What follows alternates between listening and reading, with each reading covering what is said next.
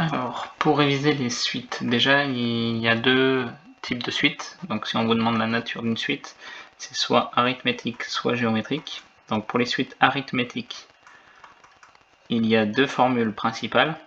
Soit la formule qui est sous un mode de génération qu'on appelle explicite. Donc explicite, ça serait un est égal à u0 plus n fois la raison. Là, on a bien exprimé u de n en fonction de petit n, donc on est bien sur une formule explicite. Sinon, il y a la formule récurrente qu'il faut savoir aussi.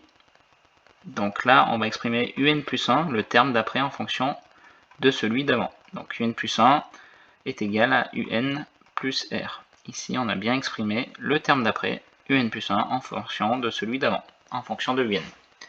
On a une troisième formule qui est là pour les exercices où vous ne commencez pas par une raison, vous ne commencez pas par un premier terme u0.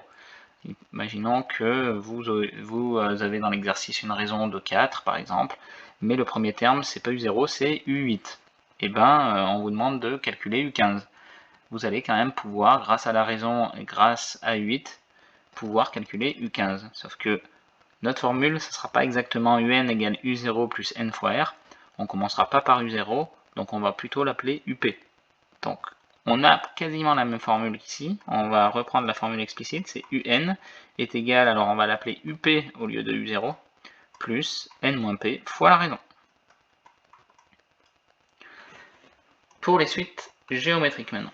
Donc géométrique, on a aussi trois formules. Deux formules de base.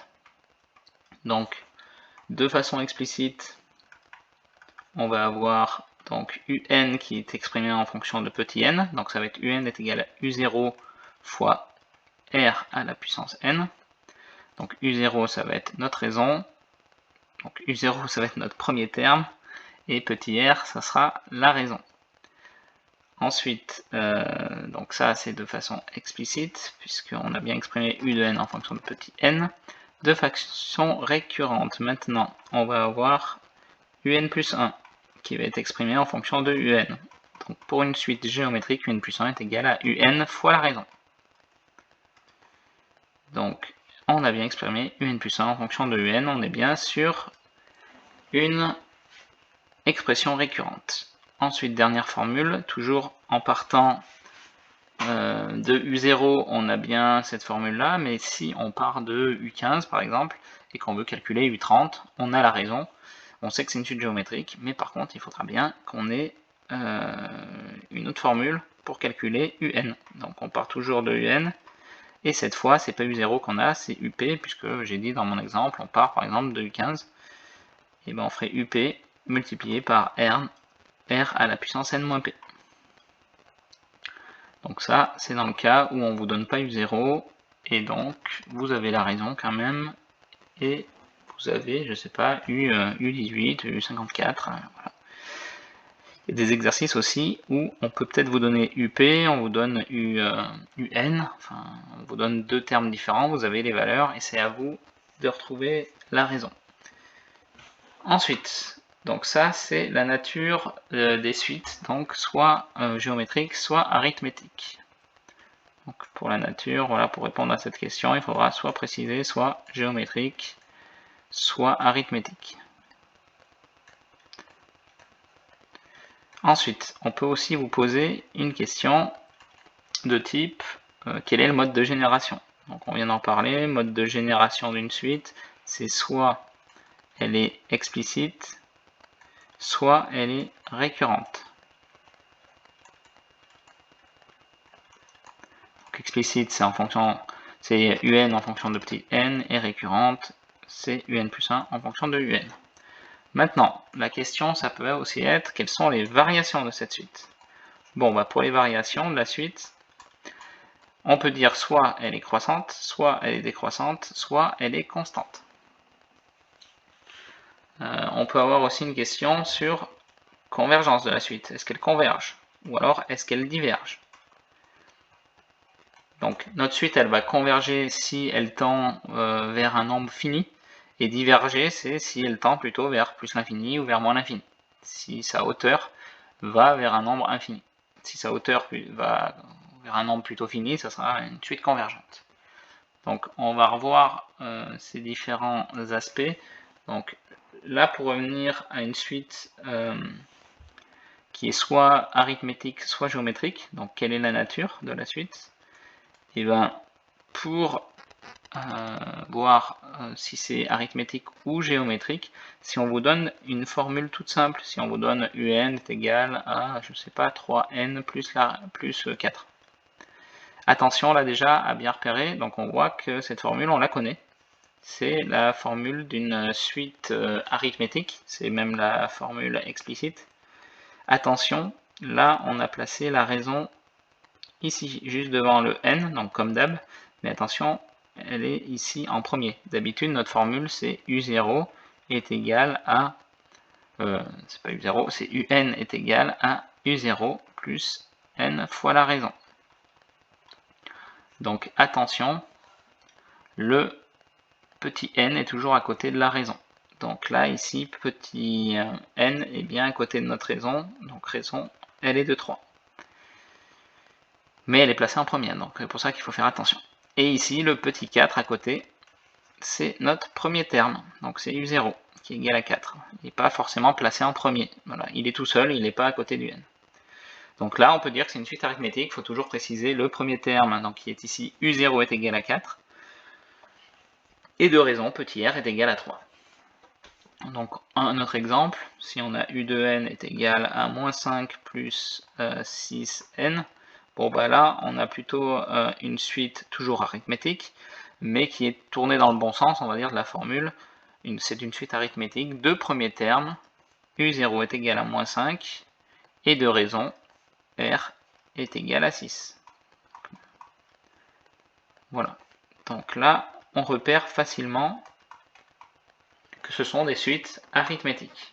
Pareil, on peut vous demander quelle est la nature de cette suite-là. Un est égal à moins 2 fois 3 à la puissance n. Bon, bah là, on repère qu'on est sous la forme un est égal à u0 fois r à la puissance n. Notre raison, c'est 3, et notre premier terme, c'est moins 2. Donc là, on est sur une suite géométrique de premier terme u0 est égal à moins 2, et de raison, r est égal à 3. Attention, on peut l'avoir sous un peu de façon inversée aussi, comme tout à l'heure.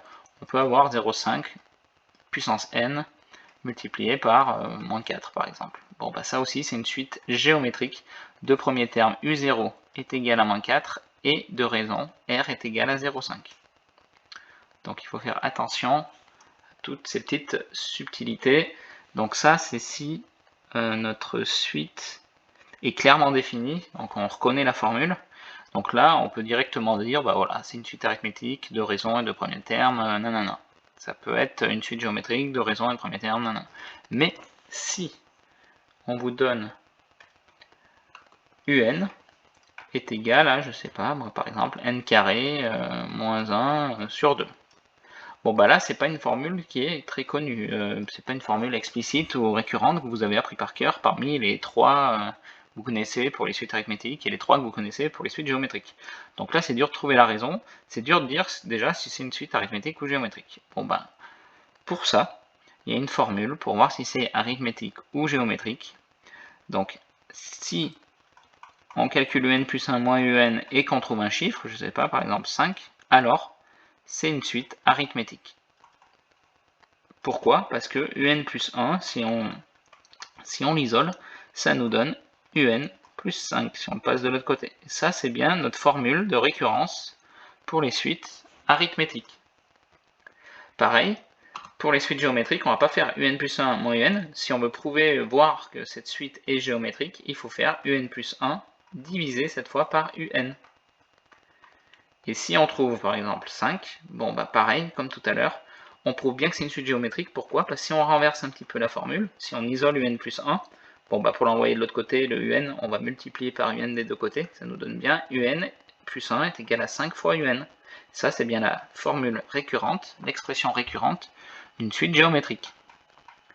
Donc à chaque fois, voilà, si on fait un plus 1 moins un et qu'on tombe sur un chiffre tout seul, ou un plus 1 divisé par un et qu'on tombe sur un chiffre tout seul, et ben ça veut bien dire que c'est une suite, bon, soit arithmétique dans ce cas-là, ou géométrique. Si maintenant on vous donne ça, et que vous voulez d'abord vérifier si ça n'est pas une suite arithmétique, la première chose à faire, c'est de calculer U0, U1, U2. Donc là, ici, par exemple, U0, ça ferait 0 moins 1, ça ferait moins 1 sur 2. U1, ça ferait 1 moins 1 sur 2, ça ferait 0. Et U2, ça ferait 2 au carré, moins 1, donc 4 moins 1, 3, ça ferait 3 demi. Bon, bah là, on voit très clairement que pour passer d'un terme à l'autre, ça ne peut pas être une suite arithmétique, parce que là, on ajoute 1 demi, et là, on ajoute 3 demi, on n'ajoute pas la même raison. Bon, si vous voulez faire le calcul, normalement, si vous voulez le faire plus sérieusement, il faut faire U1 moins U0. Donc U1, ça ferait 0 moins 1 demi, ça ferait plus 1 demi. Donc la différence entre U1 moins U0, voilà, c'est pour ça qu'on a mis plus 1 demi. Et là, si on fait U2 moins U1, pareil, la différence entre les deux termes, ici, et ben on ferait 3 demi moins 0, ça ferait 3 demi. Donc c'est pour ça qu'ici, on a mis 3 demi. Donc vous voyez, on n'a pas la même raison. Donc si on n'a pas la même raison ici, on ne peut pas avoir une suite arithmétique. Donc là, c'est un très bon contre-exemple. On n'a pas besoin d'aller plus loin, on n'a pas besoin de calculer notre un plus 1 moins un pour montrer si c'est une suite arithmétique ou pas. Juste avec ce contre-exemple, on prouve que ce n'est pas une suite arithmétique, c'est sûr. Le problème avec ces calculs de U0, U1, U2, bon, ça peut aller très très vite, mais si vous trouvez un résultat qui tombe juste au niveau des raisons, vous avez les mêmes raisons, imaginons qu'ici, on ait trouvé aussi un demi. On aurait un autre exemple, mais là, en faisant le calcul, on n'aurait pas 3 demi, on aurait 1 demi, plus 1 demi. Et bien là, le problème, c'est qu'on ne peut pas dire que c'est forcément une suite arithmétique. Alors, ça semble bien parti, puisqu'on a plus 1 demi, plus 1 demi. Donc, ça a l'air d'être une... ça ressemble bien à une suite arithmétique. C'est possible. Mais qui ne nous dit pas que... peut-être derrière, on a un petit souci. Peut-être que ça ne sera pas plus 1 demi, ça va le faire peut-être plein de fois. Et peut-être à U30, de U30 à U31, ça ne marchera plus. Donc c'est pour ça que là intervient la formule un plus 1 moins un pour essayer de trouver un chiffre qui reste fixe. Parce que le un plus 1 moins un, il marche pour tous les cas. C'est-à-dire, il marche pour U50 moins U49, pour U1 million moins U999 1999. Voilà, là on prouve bien, si on trouve un chiffre fixe, que c'est bien une suite arithmétique. Et pareil pour les suites géométriques. Donc là, pour les suites géométriques, et ben, si on voudrait tester si ça c'est une suite géométrique, voilà, soit on fait directement un plus 1 sur un, mais si on veut essayer de montrer un contre-exemple, comme tout à l'heure, bon, cette fois on va, alors U0, U1, U2, on va dire qu'on a les mêmes choses, donc moins 1 demi, 0 et 3 demi. Bon, bah là par contre, il ne faudrait pas faire U1 moins U0, il faudrait faire U1 divisé par U0, pour voir si c'est une suite géométrique, enfin surtout pour voir si ça n'en est pas une. Et U2 divisé par U1. Donc U1 divisé par U0, ça ferait 0 divisé par moins 1 demi, donc on aurait 0. Bon, U2 divisé par U1, bon, ça marcherait pas, on n'a pas le droit de diviser par 0. Bon, mais imaginons qu'on trouve, par exemple, 3. Hein, l'exemple n'est pas bon, mais U2 divisé par 1, on trouve 3, on trouve pas la même chose. Donc comme tout à l'heure, on peut pas dire que c'est une suite géométrique. Et là, ça suffirait à dire que, bon bah voilà, UN n'est pas une suite géométrique, car U1 divisé par U0 est différent de U2 divisé par U1. Maintenant, imaginons qu'on trouve 3 et 3 aux deux divisions. Bon, bah peut-être que c'est une suite géométrique, mais pareil, on ne peut pas vraiment le prouver juste en faisant deux calculs comme ça. Si ça se trouve derrière, à un endroit, et ben ça ne va plus fonctionner. Donc, il faut bien faire UN plus 1 divisé par UN si on veut prouver que c'est une suite géométrique de cette façon-là. Il n'y a que ce moyen-là pour prouver que c'est bien une suite géométrique. Les petits calculs, les petits contre-exemples à faire, là c'est vraiment pour trouver qu'on n'a pas la même chose, et donc voilà, on peut en conclure que non, ce n'est pas une suite arithmétique, ou non, ce n'est pas une suite géométrique.